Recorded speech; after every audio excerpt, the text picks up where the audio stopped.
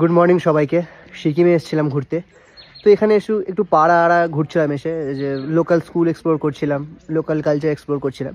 তো একটা জিনিস লক্ষ্য করলাম, স্কুলে যখন আমরা কাছে ভিডিও করতে গেলাম, দেখলাম যে কিছু বাচ্চারা খেলাধুলা করছে, 10 বছর 6 বছরের বাচ্চারা। তো আমি স্কুলের ভিডিও করছিলাম র্যান্ডামলি। তো একটা বাচ্চা বললো যে please don't click our photos, এরকম বললো। আমি বললাম যে আমি তো তোমাদের ভিডিও করছি না বা ফটো তুলছি না, আমি স্কুলের ভিডিও করছি।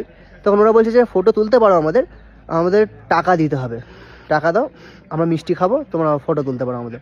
আমি তখন বললাম যে টাকা কেন দেবো, চলো পাশে মিষ্টির দোকান রয়েছে, তোমাদের খাইয়ে দিচ্ছি। তখন বাচ্চারা বলছে না না না না না, পয়সা দিয়ে পয়সা দিয়ে। তো যেই জিনিসটা আমি লক্ষ্য করলাম, যে লোকেরা এসে এসে এখানে ট্যুরিস্টরা বাচ্চাদের হাতে টাকা দিয়ে দিয়ে আমার একটা অভ্যাস করে দিয়েছে যে সবাই টাকাই চাইছে। কেউ মিষ্টি খাইয়ে দিচ্ছি, কেউ খাবে না, পাশেই দোকান রয়েছে বুঝি নিয়ে যাচ্ছি, কেউ খাবে না। ইভেন যারা যারা ট্যুরিস্ট আমার সাথে সাথে সবার কাছেই টাকা চাইছে। তো এই জিনিসটা আমার একটু ভাবলাম যে বলা দরকার, যে তোমরা ঘুরতে টুরতে গেলে একটু টাকা না দিয়ে খাইয়ে দাও, বা এমন কিছু যাও যে কোনো বই কিনে দিলে বা তাদের উপকার হয়, তারা ওটা দিয়ে কিছু শিখতে পারে।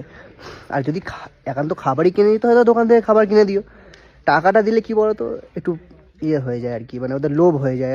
তুমি টাকা দিয়ে চলে যাবে, তারপরে পরের জন্য আসবে, তার কাছে টাকা চাইবে। এই জিনিসটা আমার একটু খারাপ লাগলো ব্যাপারটা, সেই জন্য আমি তুলে ধরলাম। তো বাকি জায়গাটা খুবই ভালো, এখানে মানুষজন খুব ভালো, কালচার খুব ভালো। তো বাই, পিস আউট।